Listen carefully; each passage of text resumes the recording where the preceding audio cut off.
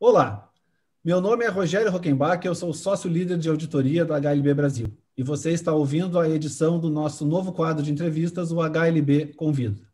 Esse espaço é destinado para conversarmos com líderes de entidades com destaque nacional, que serão nossos convidados em uma série de programas combinados para falarem sobre temas empresariais e de interesse do Brasil.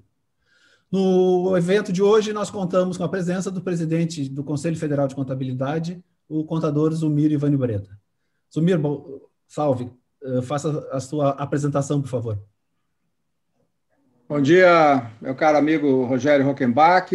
Bom dia também a todos os demais colegas, profissionais da contabilidade da HLB Brasil. Uma satisfação em poder conversar com os nossos colegas, especialmente numa iniciativa como essa, aí, de trazer também assuntos mais abrangentes relacionados à nossa profissão, né, e fazer também aí algumas análises a respeito do cenário atual, do mercado, do futuro, enfim, né, a gente fazer algumas discussões que nos oportunizam também a gente perceber novas necessidades, a ter novas iniciativas aí em relação ao desenvolvimento da nossa profissão. Então, é uma satisfação e ainda mais ser o primeiro convidado aí para essa série de programas que serão elaborados pela HLB. Uma satisfação e estou à disposição. Zumir, primeiro a gente pode começar com uma curiosidade, né? Qual é o tamanho da classe contábil no Brasil? E se é verdade que dizem que, em termos de quantidade, nós somos uma das maiores representações de contadores no mundo?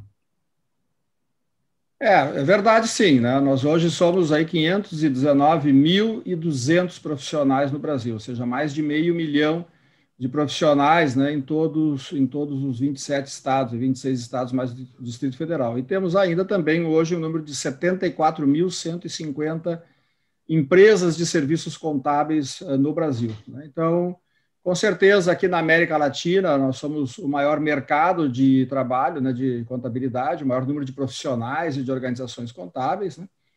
E no mundo também nós temos uma representatividade bastante grande, né? Em função do próprio tamanho do Brasil, do nosso contingente populacional, nós somos um dos maiores países em termos de profissionais do mundo. Evidentemente, existem países como a China, Estados Unidos, que têm um quantitativo de profissionais maior que o Brasil, né? Mas nós estamos aí entre os 10 maiores do mundo em termos de número de profissionais. Então, essa é uma representatividade bastante significativa, inclusive nos organismos internacionais, nós temos assento nele, basicamente também em função dessa representatividade quantitativa que o Brasil tem.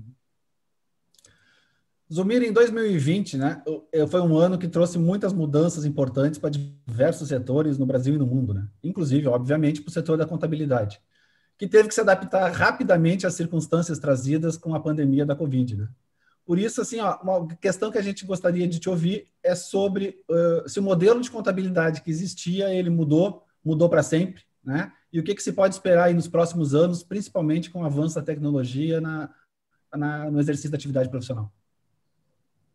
Então, Rogério, o que eu diria sobre isso, né? Essa pergunta a gente tem respondido ela bastante frequentemente em função dessa questão da pandemia que tem acontecido, né? E, na verdade, o que a gente percebe em termos de normas de contabilidade, né, alguns ajustes foram necessários, né? O próprio IASB promoveu alguns ajustes nas normas internacionais de contabilidade para adequar esse período de pandemia, especialmente na questão aí de avaliação de ativos, etc., que sofreram um impacto muito forte durante a pandemia, né? Tem empresas que perderam substancialmente valor de mercado durante a pandemia pelo simples fato do efeito da pandemia sobre a estrutura de mercado, ou seja, ativos que valiam X hoje valem Y, né?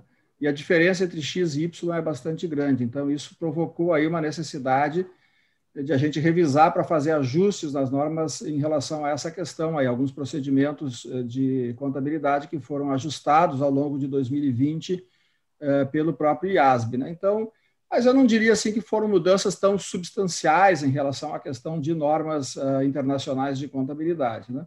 A mudança mais significativa que a gente percebeu, evidentemente, foi na forma de se trabalhar, na forma de nós executarmos as nossas atividades. E aí sim houve, né, uma mudança bastante radical, porque as empresas tiveram que se adaptar muito rapidamente, né, a um trabalho totalmente virtual. E nem todas elas estavam, evidentemente, preparadas para isso. A maioria das empresas, de uma maneira geral, não só as empresas de contabilidade e auditoria, né, qualquer empresa, já vinha há algum tempo buscando investir muito mais em tecnologia, né, para diminuir custos, para ter uma logística muito melhor, mais barata, mais econômica e ter maior competitividade global, né? E a pandemia, na verdade, veio acelerar esse processo, empurrou todo mundo de uma vez por todas, né, para dentro de um mundo tecnológico, né? Então, quem teve chance, quem tinha estrutura até de capital para poder investir em tecnologia, conseguiu se sair melhor durante esse período da pandemia, né? Outras empresas não tiveram essa possibilidade e sofreram muito por causa disso, né? Muitas, inclusive, fecharam as portas, né? Quebraram. Eu estou falando de empresas de uma maneira geral do mercado, né? Não só das empresas de contabilidade e auditoria. Mas na nossa profissão não foi diferente isso, né? Nós tivemos empresas que passaram bem mais fácil por essa pandemia, porque já estavam totalmente digitais, digamos assim, totalmente operando em sistemas virtuais, e enfrentaram muito mais facilmente essa pandemia, e outras que ainda tinham, né, um trabalho muito mais analógico, digamos assim, e aí sofreram mais porque tiveram que se adaptar muito rapidamente a esse novo modelo, né? Mas toda essa mudança aí, efetivamente, eu acho que ela não volta mais atrás, as empresas não retroagirão nisso, né? Porque perceberam que existem N vantagens na questão do trabalho num ambiente virtual, né? Tem muitas desvantagens também, inegavelmente, né?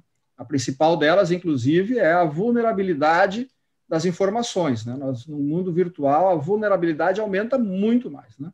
Se nós antes gastávamos X milhares de reais para manter as nossas estruturas físicas, né, desde limpeza, manutenção, vigilância e segurança das empresas em geral, né, hoje a gente gasta talvez 3 vezes mais para fazer a segurança cibernética, né, contra ataques externos, contra ataques internos dentro da própria empresa, ou seja, a vulnerabilidade das informações, né? E num mundo agora, aqui no Brasil, por exemplo, nós estamos aí sob a égide de uma Lei Geral de Proteção de Dados, né, com penalidades muito severas para vazamento de informações, o risco que as empresas assumiram a partir de agora é um risco muito maior do que aquele que nós tínhamos num mundo menos virtual do que esse de hoje, né?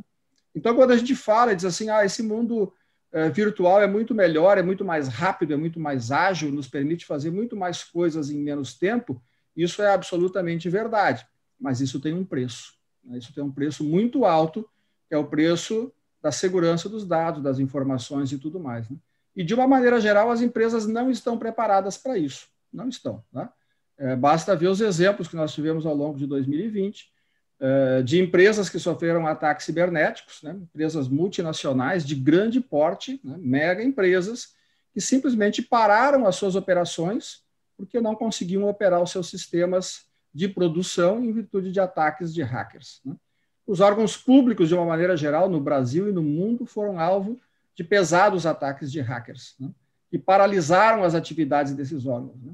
Isso não acontecia, isso não se ouvia falar 3, 4, 5 anos atrás, né? Isso não era uma coisa muito frequente, havia um caso aqui, outro lá, muito raramente. E agora se tornou a pandemia. Eu até tenho dito que se nós temos hoje a Covid aí como o vírus natural, né, infectando as pessoas, nós temos hoje um outro vírus destruindo muitas empresas, né, que é o vírus dos hackers, né, introduzidos pelos ataques cibernéticos. Então, esse mundo para o qual nós fomos empurrados pela pandemia da Covid, né, nos levou para essa situação, né, um aspecto muito positivo de a gente diminuir custos em termos de operações com sistemas virtuais, etc., né, mas, por outro lado, um aumento de custo pesadíssimo, né, com a questão de compra de equipamentos, etc., e de proteção de dados, né, de softwares de proteção de dados, né? Então, isso mudou radicalmente, né? De onde a gente chega à conclusão de que nós não podemos ainda afirmar que esse mundo totalmente virtual seja efetivamente um mundo mais econômico do ponto de vista de redução de custos, porque talvez nós estejamos trocando alguns custos que nós tínhamos nas nossas empresas por outros custos. E o custo da tecnologia, ele sempre é necessariamente 2 ou 3 vezes mais caro do que qualquer outro custo de aspecto físico em termos desse tema que eu estou falando de segurança, por exemplo. Não é por outra razão que as empresas de tecnologia foram as que mais cresceram no mundo em 2020, né? as bigs da área de tecnologia praticamente duplicaram ou triplicaram o valor das suas ações de mercado durante o ano de 2020. Né? Então, isso mostra que teve gente que ganhou muito dinheiro em 2020, como nunca na vida tinha ganhado. E muitos outros perderam também muito dinheiro em 2020. Né? O mercado funciona desse jeito. Talvez o problema disso tudo é que leva a uma concentração muito maior de riqueza, né? Exatamente nessas empresas de ponta de tecnologia, né? Que vão dominar o mercado, que estão dominando o mercado, e é por essa razão que são as tops na lista, né, de mais valorizadas no mundo todo. Né? Entrando aí nesse aspecto também as empresas de e-commerce, né, que são hoje as mais valorizadas no mundo, né, porque se encontrou essa forma de poder operar dentro do mercado, né, com restrições de contato e isolamento social, etc., as compras virtuais dispararam, né? E aí esse segmento, quem trabalha com plataforma de comércio eletrônico, evidentemente disparou as suas vendas aí, né? Porque encontraram o caminho de poder vencer essas barreiras aí da pandemia do Covid-19. Né? Então, é dentro desse novo cenário que eu vejo. Eu tenho dito assim, muitas pessoas falam que o home office é a solução, veio para ficar. Eu diria assim, acho que é muito cedo para a gente fazer essa avaliação, né? É uma mudança muito brusca numa história que nós temos, inclusive centenária, talvez, de trabalho presencial físico, né, que nós estamos substituindo rapidamente por um trabalho telepresencial, home office. Né? Eu não posso afirmar ainda que esse seja uma questão que veio para ficar. Acho que ainda o tempo vai dizer se essa solução efetivamente é a melhor solução. Né? Aparentemente, hoje, a gente está dizendo que né, porque talvez não tenha outra alternativa. Né? Mas, com o passar do tempo, nós vamos ter que fazer as avaliações necessárias para ver se esse modelo, efetivamente, ele é sustentável ao longo do tempo, das pessoas trabalharem nas suas casas, né, sem precisar ir aos seus locais de trabalho. Né? Então, no cenário atual, a gente diz que sim, né? Mas isso ainda acho que depende de avaliação. Então, o cenário das empresas de serviços contábeis aconteceu exatamente isso. Né? A maioria delas se adaptou a essa nova realidade, conseguiram sobreviver, né, e passar por essa pandemia. Nós temos dados aí que apontam até um crescimento de empresas de serviços contábeis no ano passado. Nós tivemos um crescimento vegetativo aí de mais de 300 novas empresas de contabilidade criadas no Brasil no ano passado, né, o que mostra que a gente não perdeu oportunidades de negócio, pelo contrário, foram criadas novas. Né? E talvez essas novas que entraram no mercado agora já entrem, inclusive, preparadas para esse mundo virtual e tecnológico. Né? Então, essa é uma tendência, sem dúvida nenhuma, eu não tenho dúvida disso, né, que o nosso mercado vai se tornar um mercado muito mais virtual, né, e muito mais cheio de riscos também. Zumbi, se tecnologia e a segurança dos dados é o grande desafio, né, das empresas prestadoras de serviço de um modo amplo, sustentabilidade é um termo que está sendo bastante procurado e utilizado, né? Recentemente, o próprio Conselho Federal e o CPC enviaram documentos, né, com sugestões sobre relatórios de sustentabilidade à Fundação IFRS, por exemplo. Né? Mas, enfim, eu queria te ouvir um pouquinho sobre qual é a importância do engajamento das organizações e profissionais para esta pauta da sustentabilidade, da diversidade. Né? Se podemos considerar que isto tanto a sustentabilidade quanto a diversidade são aliados, vamos chamar assim, éticos, né, do ponto de vista social e também econômico para o crescimento das empresas. Eu diria, antes disso até, Rogério, eu diria assim, transparência e integridade são aliados fundamentais para as empresas daqui para frente. Né? Já vinham sendo, agora muito mais do que nunca. Né? O mercado quer, a sociedade quer, os consumidores, acima de tudo, os consumidores querem transparência e integridade das empresas, naquilo que elas fornecem em termos de serviços e produtos. Né? Ou seja, chega de enganação, né? As empresas não têm mais o direito de omitirem informações essenciais sobre os seus produtos para os seus clientes, né? De serem não transparentes, digamos assim, né? Não levar as informações necessárias. Então, nós vamos avançar muito mais em termos de produtos, por exemplo, do que simplesmente colocar no rótulo dos produtos o prazo de validade deles, né? Isso é coisa de 50 anos atrás, colocar prazo de validade dos produtos. O mercado quer muito mais, o consumidor quer saber muito mais do que isso. Né? E aí entram essas questões de sustentabilidade, né, que têm sido debatidas agora muito recentemente, né, mas já vem há mais de 20 anos esse tema vem pautando, digamos assim, né, a agenda dos grandes eventos internacionais. Isso vem lá do Fórum do G20, né, que tem debatido anualmente isso, das conferências de sustentabilidade, sobre clima, né? Esse ano nós temos mais uma edição da ECO, e nesses eventos o que tem se discutido, né, é exatamente esse: qual é efetivamente o papel das empresas dentro do mercado, né? Qual é a responsabilidade social que as empresas têm, né? E a gente vem ainda de uma visão de mais ou menos um século atrás, né? A visão que nós tínhamos em 1920 ainda é muito próxima da visão que se tem hoje, de que o fim único das empresas é obter lucro, né? E essa é uma verdade que hoje em dia a sociedade não aceita mais, né?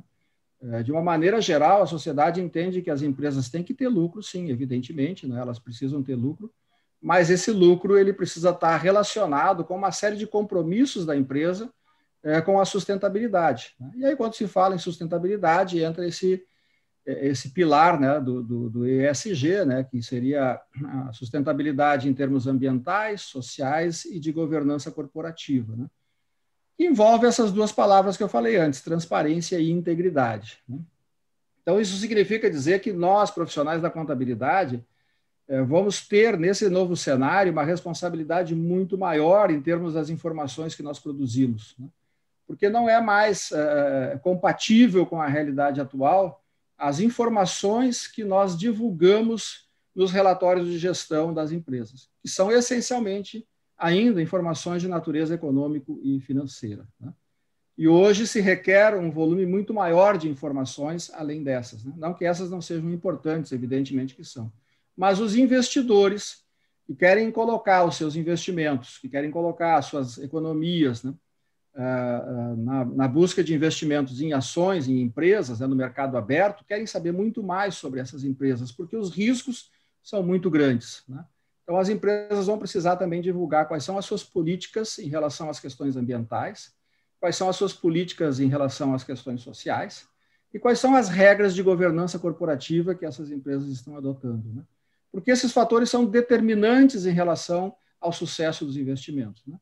Vamos dar um exemplo bem simples, assim. Há poucas semanas, há poucos meses atrás, né, houve um fato acontecido aqui na cidade de Porto Alegre, capital do Rio Grande do Sul, né, com um supermercado de uma rede multinacional, né, sobre um incidente que provocou a morte de um cliente dentro da loja, né. E esse fato se tornou mundialmente conhecido, estava nas redes de todo mundo, né? E as ações dessa empresa, em questão de 2 ou 3 dias, despencaram mais de 30%. Então, os investidores que investem nessas ações dessas empresas, eles não querem mais que isso aconteça. Esse tipo de risco, né, ele precisa estar mitigado. E isso só vai acontecer se a empresa tiver efetivamente um modelo de governança corporativa compatível com as realidades atuais, né, nesses aspectos, tanto voltados às questões internas da estrutura da empresa, como também às externalidades, do ponto de vista social e ambiental, né? Se nós formos falar em riscos climáticos, então, nossa senhora, quantas empresas perderam, né, espaço no mercado, perderam valor de mercado substancialmente por questões climáticas que não respeitaram ou que não divulgaram corretamente quais eram as suas práticas, né? Então, tanto os investidores hoje no mercado quanto os consumidores não aceitam mais esse tipo de situação, não aceitam mais comprar dessas empresas ou receber serviços dessas empresas, e os investidores não aceitam mais correr riscos dessa maneira, né, porque são riscos muito altos por imprevidência ou por políticas erradas que essas empresas adotam em relação a esses temas. Então, a questão da sustentabilidade entrou definitivamente na pauta do nosso mercado, e os reguladores já estão trabalhando sobre isso. A própria Comissão de Valores Mobiliários aqui no Brasil, né, já tem uma série de providências adotadas, está fazendo ajustes nas suas normas, nas suas instruções normativas, para incluir muito mais exigências em relação às informações sobre critérios de sustentabilidade dentro das empresas, né? Estão criando, inclusive, linhas como o chamado FDIC ambiental, né, com lastros em créditos de natureza ambiental, que vai ser lançado em breve pela Comissão de Valores Mobiliários. Então, trabalhar com esse tema da sustentabilidade vai ser uma rotina para nós profissionais da contabilidade, e nós vamos ter que estar preparados para isso, porque nós vamos ter que saber também trazer para dentro dos relatórios, das nossas informações econômico-financeiras que são produzidas, né, essas informações sobre as questões ambientais e as questões sociais corporativas. E traduzir isso em valor vai ser o grande desafio que nós vamos ter. E é por essa razão, eu acredito, que a Fundação IFRS, né, criou agora essa audiência pública para ouvir os reguladores sobre a necessidade de criar um board internacional de normas sobre sustentabilidade, porque vai ter que haver alguma normatização mais clara sobre isso, né, sobre como é que isso é refletido dentro das demonstrações contábeis, né? Quais são os critérios? Como é que a gente vai valorizar esses riscos, né? Como é que isso vai ser apontado dentro dos relatórios? De que maneira isso vai ser feito, né? Como é que se traduz isso em money, né? E o gerenciamento de riscos que nós vamos ter sobre esses aspectos também. Aí envolve a questão também do trabalho de consultoria das empresas, né? Sobre a avaliação de riscos. Então, a matriz de risco dessas empresas vai ter que ser ampliada fortemente para envolver todos esses critérios de ESG, né? Governança corporativa, social e ambiental. Então, eu acho que a nossa profissão ela está dando uma contribuição muito forte para o mercado, porque essa iniciativa é da Fundação IFRS, é uma iniciativa dos contadores, né, de levar uma discussão global acerca da necessidade de se ter critérios bem claros e definidos de sustentabilidade nas empresas globais, né? Então, é por isso que o Conselho Federal, inclusive, colocou isso na agenda de 2021. Esse tema vai ser debatido ao longo desse ano, né? Nós acreditamos que ainda em 2021 seja efetivamente criado esse board internacional sobre sustentabilidade e nós vamos trabalhar muito fortemente esse tema porque ele vai, sim, se traduzir em norma de observância obrigatória, talvez no primeiro momento um prazo de adaptação, de aplicação, mas vai se transformar em norma de caráter compulsório para observância em todos os países do mundo, assim como são hoje as IFRS, né? Então, acho que aí a gente também abre uma nova perspectiva de mercado muito expressiva para toda a profissão globalmente sobre esse tema da sustentabilidade, que vai exigir de nós, evidentemente, um preparo também muito mais abrangente, um olhar muito mais holístico, né, sobre a questão das operações globais, das operações das empresas, da sua atuação no mercado, dos seus riscos, etc, etc, etc. Então, eu vejo isso como uma grande oportunidade. É um desafio, mas é uma grande oportunidade que nós vamos ter pela frente em relação a esse mercado.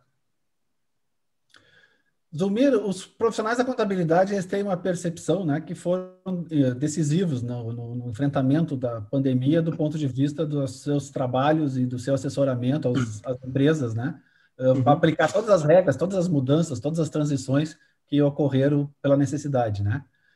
Diante disso, tu acha que tem uma mudança de percepção da visão do mercado, dos contratantes em relação a essa prestação de serviço?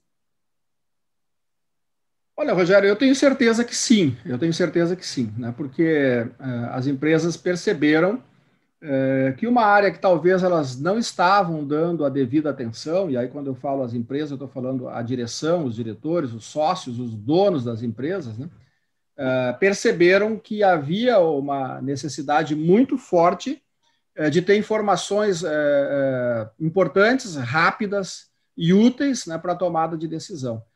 E para isso, né, especialmente, eu diria, aí no universo das micro, pequenas e médias empresas, o contador teve um papel fundamental, não resta a menor dúvida, né? Até mesmo na iniciativa perante os órgãos públicos de postular as prorrogações de prazos necessárias para cumprimento de obrigações acessórias. Mas não só em relação a isso, né?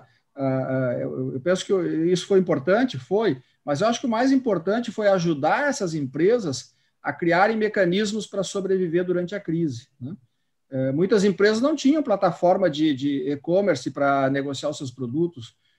Muitas empresas não conheciam as logísticas de entregas de produtos disponíveis no mercado para poder viabilizar a venda e entrega dos seus produtos, né? Então, a participação dos contadores para auxiliar elas a fazer essa adaptação rápida, né, e manter os seus negócios operando foi fundamental também.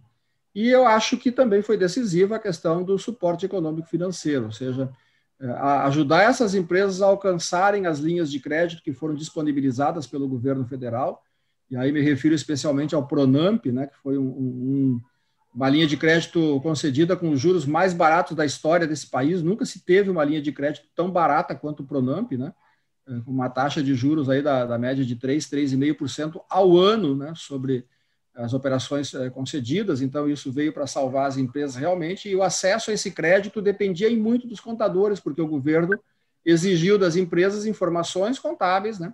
Aliás, mandou a carta oferecendo crédito por via Receita Federal, e quem conversa com a Receita Federal dentro das empresas são os contadores, né? Então, acho que a nossa participação aí foi decisiva e os empresários perceberam isso.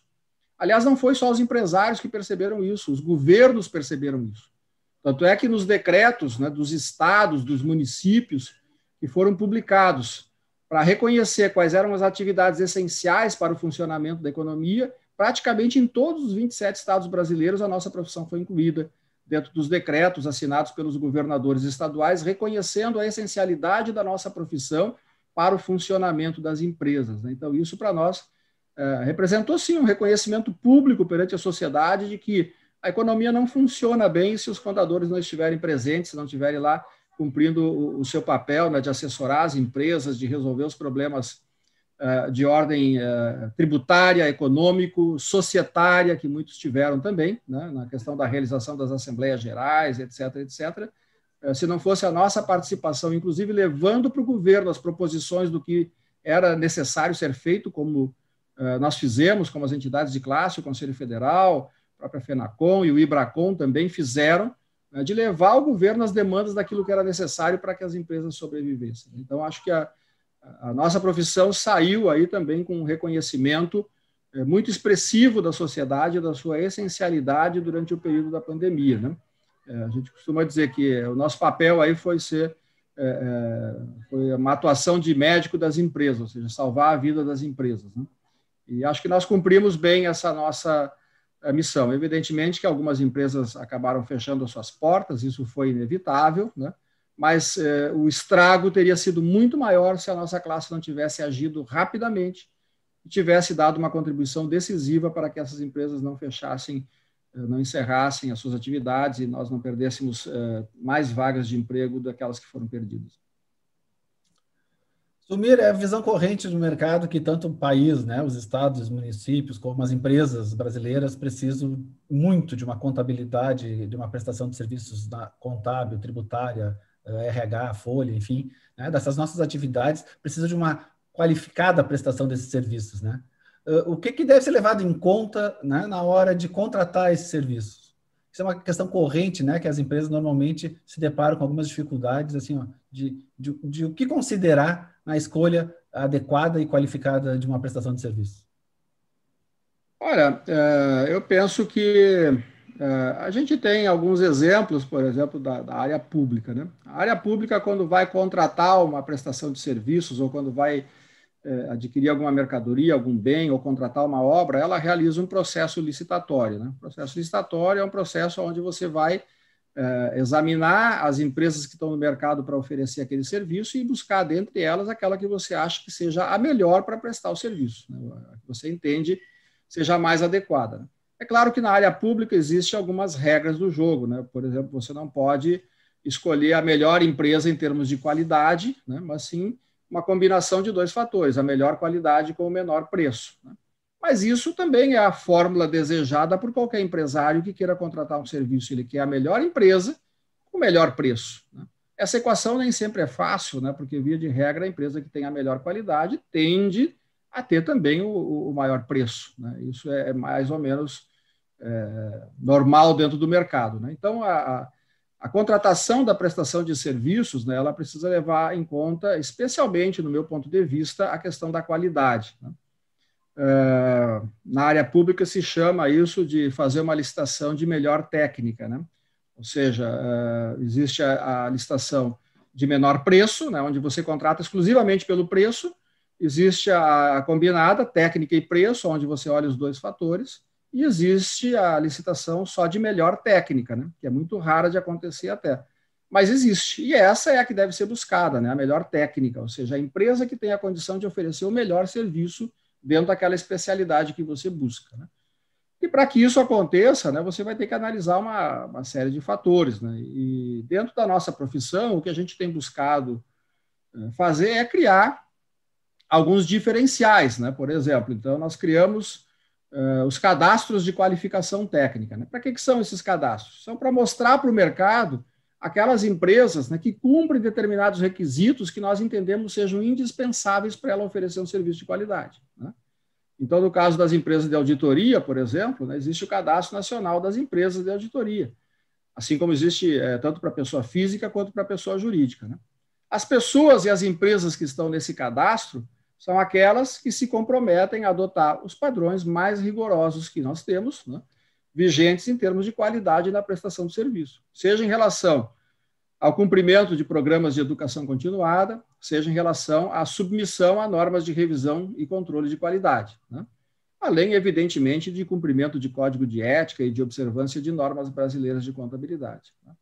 Então, acho que esses são os requisitos que o mercado deve procurar sempre, né? Ou seja, aquelas empresas que estão cumprindo esses padrões de qualidade, né? E isso a gente faz com qualquer outro tipo de serviço que a gente contrata, né? Você busca aquela empresa que está cumprindo os padrões de qualidade, né? E hoje praticamente tudo está padronizado, todos os serviços têm um certo padrão já estabelecido no mercado, né? Então, você quer uma empresa que cumpra aqueles padrões, né? E que quando ela vai prestar o serviço, efetivamente ela demonstre, né, que ela tem o conhecimento das normas específicas daquele segmento, no nosso caso, a contabilidade e a auditoria, né, que ela não tem processos, não tem procedimentos éticos, né, já, digamos assim, consumados, né, e que ela também se submete a programas de capacitação e treinamento constantemente, porque é isso que se exige das empresas de prestação de serviços de contabilidade e auditoria, né? Eu costumo muito usar o exemplo das empresas de aviação, né? Sobre a questão de protocolos, né? Acho que é um ramo que tem talvez o maior volume de protocolos em termos de funcionamento, né? De regras, né? Tanto da capacitação dos pilotos e copilotos e tripulação dos aviões, né? Até todas as regras que eles têm que observar para manutenção das aeronaves, etc., além das regras de voo, das regras de aeroportos, etc. Tudo é manualizado, tudo é padronizado. A nossa profissão também está completamente manualizada, ela está completamente padronizada, né? O que as empresas precisam fazer é seguir esses padrões, seguir essas normas. Então, a nossa preocupação enquanto Conselho Federal de Contabilidade é mostrar para o mercado consumidor dos nossos serviços, né, quais são esses padrões e quais são as empresas que estão dispostas a seguir esses padrões, que se comprometem publicamente a cumprir esses padrões. E isso, a alternativa que nós criamos, que nós pensamos, né, isso já há mais tempo atrás, né, é criar cadastros de qualificação técnica, porque o registro profissional, que todos nós somos obrigados a ter hoje, né, e o registro cadastral das empresas, ele dá a habilitação legal, né, ou seja, ele reconhece que você está habilitado legalmente a exercer a profissão. Mas nós queremos mais do que isso, nós queremos que você mostre para o mercado o seu compromisso efetivo com o cumprimento dos padrões, das normas e dos códigos de ética, né? Então, acho que o mercado precisa ter esse olhar também, buscar sempre o melhor serviço, buscar o serviço daquela empresa que se compromete publicamente a observar esses padrões, né? E isso o mercado tem os seus mecanismos, né, de divulgação, etc., etc. Até por essa razão, né, e você, Rogério, sabe até muito bem disso, como coordenador do nosso Comitê de Revisão Externa de Qualidade, a nossa decisão de publicar, né, os relatórios de avaliação dos controles de qualidade das empresas, né, justamente para que o mercado tenha conhecimento dessa informação, não é por outra razão. Nós queremos que o mercado saiba quais são as empresas que estão mais comprometidas, né, com os programas de controle de qualidade, com os programas de educação continuada e que, portanto, tendem a ser as que melhor oferecem um serviço também aos seus clientes, né, independentemente de porte, de tamanho da empresa, né, independentemente do segmento onde ela atua. Acho que esse é o melhor meio que a gente tem para fazer, né, com que o mercado selecione naturalmente os melhores prestadores de serviços nas suas respectivas especialidades. Estamos chegando ao fim da nossa primeira edição do HLB Convida. Tivemos hoje a participação do contador Zumiro Ivânio Breda, presidente do Conselho Federal de Contabilidade, em nosso podcast, e que nos permitiu ampliar a discussão sobre temas de interesses empresariais. Esperamos poder, Zumiro, contar contigo em oportunidades futuras para contribuir nesses debates que são tão importantes para as tomadas de decisões das empresas e que podem contribuir também para as questões do Brasil. Muito obrigado. Obrigado, Rogério, obrigado pelo convite, obrigado mais uma vez à HLB Brasil aí pela iniciativa, parabéns pela iniciativa também, e estamos à disposição para outros eventos que fomos convidados e também para discutir esse tema do futuro da nossa profissão, que eu acho que é um tema realmente que não pode nunca sair da pauta, a gente tem que estar sempre buscando debater isso. Eu acho que o nosso mercado de trabalho vai crescer muito nos próximos anos, nós temos sinais muito fortes disso, né? E em vários segmentos aí, né? E a gente precisa estar preparado para enfrentar essa nova realidade, desse novo mundo, né? Que nós ainda não temos bem claro aí o seu horizonte, né? Mas já se vislumbra algumas tendências muito fortes aí, que vão levar a uma necessidade de adaptação bastante profunda da nossa profissão. E é isso que nós estamos debatendo agora, não só aqui no Brasil, né, como no mundo todo, através dos nossos organismos internacionais da profissão. Então, meu grande abraço a todos, obrigado pelo convite e até uma próxima oportunidade.